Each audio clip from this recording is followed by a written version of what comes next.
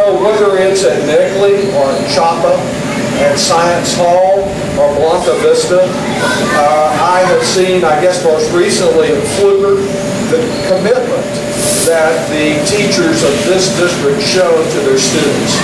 And I've also seen schools that are well maintained with support staff that take pride in their campus and in supporting and caring for these young people. Last Sunday, I ran into one of these overpaid school teachers. She was an art teacher there in Austin, and she was checking out groceries for us when Libby and I went in to get our groceries last weekend, moonlighting to try to get the pay necessary with a second job to provide for her family.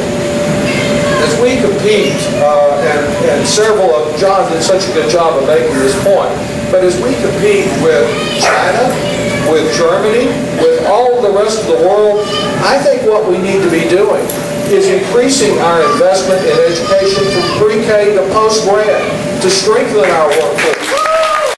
And yet, as you know, what we see here is a state that's focused on how much we can move backward, how much we can slash.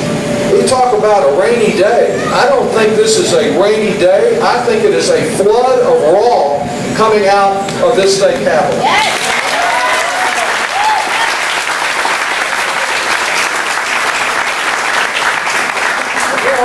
Back to last September and October and November, and I heard the governor and the other state officials tell us time and again how much better our economy was than everybody else, that we were booming, that we were doing great.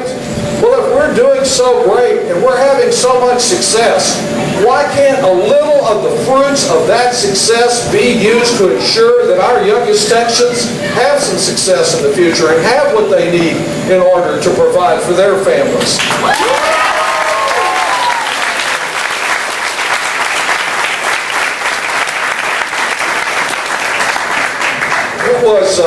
It was a few years before Lisa was at Zavala that I had my first elected position as the student captain of the safety patrol at Bricker Woods Elementary.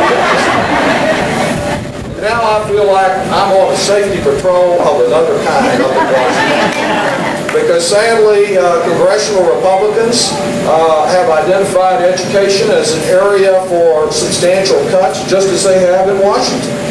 They're proposing in one resolution that has already been considered, and they're threatening to shut the government down next weekend if we don't agree to it.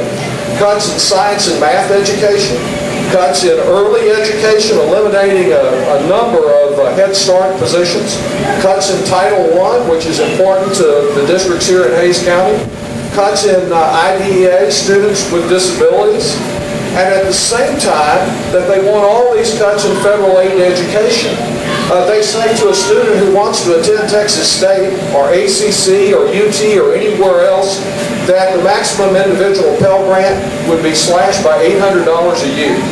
It's billions of dollars in reduced federal student assistance for the future of those proud students, Margie, that we saw walk across the stage there with their diploma and who want to get more education. I've always believed we ought to be providing every bit of education that a student is willing to work for to achieve their full God-given potential. And if we